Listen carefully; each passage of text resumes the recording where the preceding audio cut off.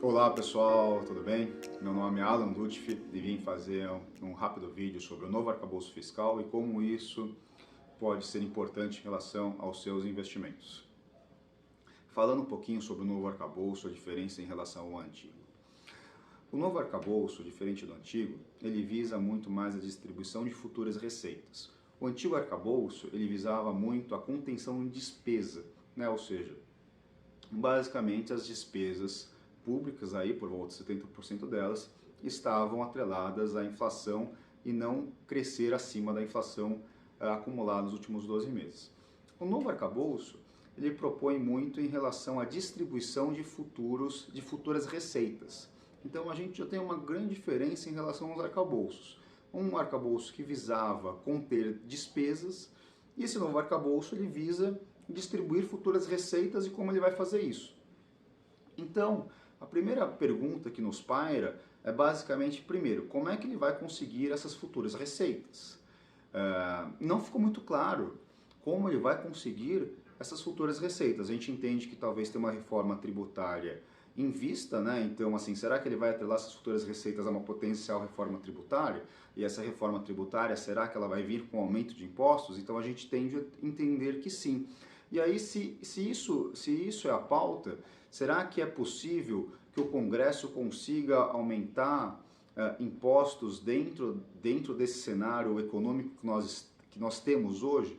Então é difícil prever isto, mas realmente a gente também entende que o Congresso, o governo ele tem um grande dilema em relação ao Congresso de aprovar novos tributos, né? Então acho que essa é uma primeira pauta, né? Ou seja, o quanto que isso é factível em relação a aumentar a arrecadação, né? Porque o governo deixa isso muito claro e num primeiro momento parece esse o caminho de aumentar a arrecadação, aumentar tributos. E também a gente tem um problema do Congresso, que não vai ser tão fácil convencer o Congresso em aumentar a tributação de uma maneira geral para cumprir as metas superavitárias que o governo coloca em relação aos seus slides apresentados. Então, realmente, a gente vê uma projeção otimista em relação aos próximos anos atingindo superávit, mas não fica muito claro como vai conseguir esse superávit. Então acho que esse é um primeiro ponto. O segundo ponto é que, dado que a gente tem essa linha de raciocínio, o Banco Central independente, será que o Banco Central ele compra essa ideia desse novo arcabouço fiscal para uma projeção de queda de taxa de juros? Me parece improvável. Me parece improvável. Eu realmente entendo que, dado um Banco Central independente, a queda da taxa de juros ela é improvável nesse momento, visto esse novo arcabouço. Óbvio que pode passar no Congresso, é óbvio que pode ter outras modificações de outros pontos, mas me parece improvável. Um outro detalhe que é realmente importante, né?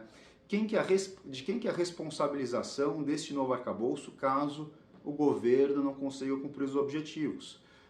Ainda não está claro, né? Não foi colocado isso em pauta. Não tem, se tem alguém que é responsável, algum órgão que é responsável caso o governo não consiga cumprir esse arcabouço.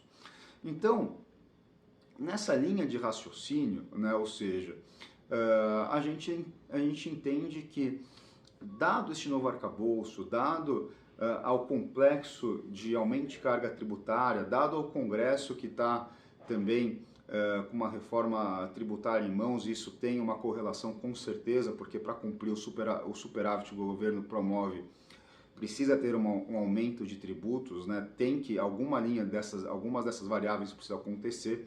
A gente entende que um Banco Central independente ele não tende a baixar os juros enquanto essas premissas não forem respondidas, porque caso ele faça isso, provavelmente pode ter algum tipo de descontrole inflacionário, algo que a gente acredita que ele não vai vir, digamos assim, disposto a comprar esse risco, né? A gente não acredita que o Banco Central está disposto a comprar um descontrole inflacionário.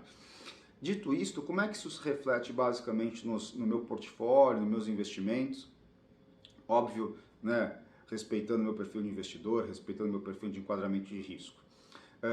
Se a gente entende que a Selic tende a ficar por mais tempo, né, a 13,75, é legal, né, você ter aí investimentos pós-fixados que consigam pegar durante mais tempo essa taxa. Acho que isso é um primeiro ponto, esse é um primeiro ponto realmente relevante. Segundo ponto, existem muitos títulos bem interessantes, os próprios títulos do governo pagando taxas relativamente altas, IPCA+, né? Ou seja, você vê às vezes títulos pagando IPCA mais 6, IPCA mais 7, IPCA mais 7,5, com ratings AAA ou o próprio Tesouro atrelados ao IPCA. Então a gente também entende que tem títulos muito legais, muito atrativos, em taxas que a gente nunca, não digo nunca, mas faz tempo que nós não vemos as taxas tão atrativas no mercado.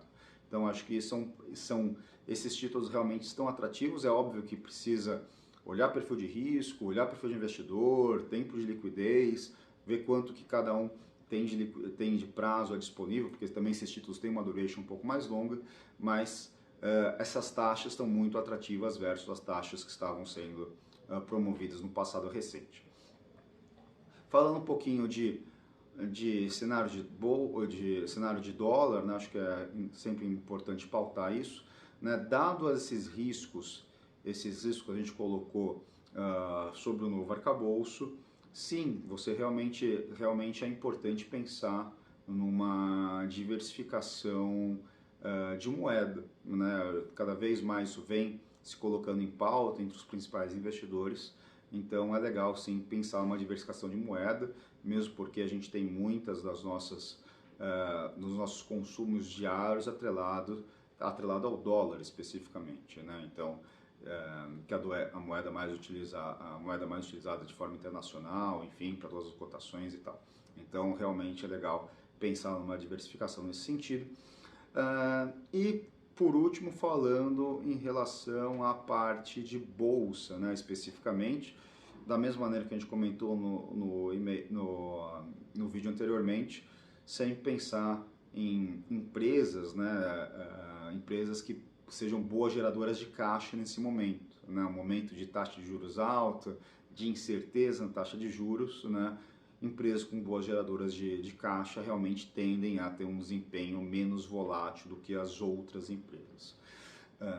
Então, basicamente é esse o vídeo. Queria passar de forma rápida nosso entendimento sobre o novo arcabouço fiscal. Qualquer dúvida, fico à disposição. Lembrando, investimentos, perfil de risco, suitability, um bom profissional para estar ao seu lado, para te auxiliando e te tirando suas dúvidas. Obrigado, um abraço e bons negócios.